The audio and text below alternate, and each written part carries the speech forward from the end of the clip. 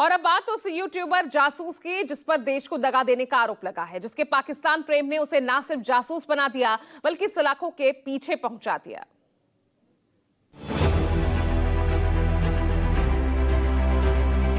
Hello Danish ji, thanks for inviting.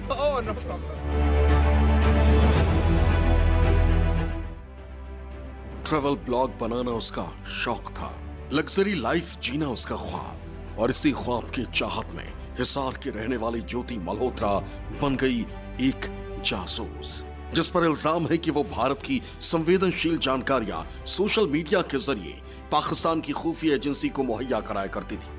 कई दिनों की पूछताछ के बाद आखिरकार हरियाणा पुलिस ने ज्योति मल्होत्रा को शनिवार को गिरफ्तार कर लिया, जिसे अदालत में पेश किया गया तो कोर्ट ने 5 दिन के रिमांड पर भेज दिया।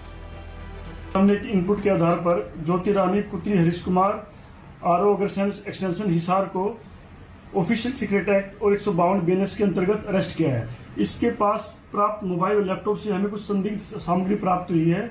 इसको हमने 5 दिन के रिमांड पे लिया है, पूछताछ जारी है। यह लगातार पाकिस्तानी नागरिक के संपर्क में थी, उसके बारे में इससे पूछताछ की जाएगी। हिसार में एक साधारण परिवार से ताल्लुक रखने वाली ज्योति कैसे पाकिस्तान की जासूस बनी और कैसे वो आईएसआई के एजेंट्स के संपर्क में आई, इसके पीछे की पूरी कहानी हैरान करने वाली है।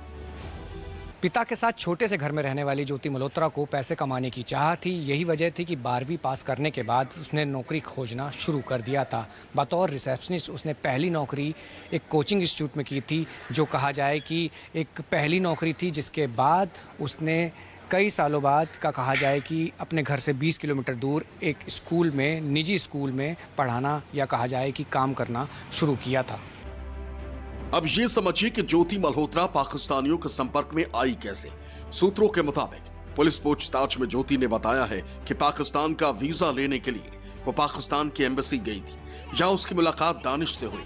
दानिश फ्रेंडली लगा तो नंबर लिया, फिर दोनों की बात होने लगी। ज्योति पहली बार 10 दिन के वीजा पर पाकिस्तान गई। दानिश ने इंतजाम कराया था। आरोप है कि दानिश ने ही ज्योति का संपर्क आईएसआई एजेंट से कराया। आरोप है कि भारत लौटने के बाद यूट्यूबर ज्योति ने पाकिस्तानी खुफिया एजेंसियों के लिए काम करना शुरू कर दिया।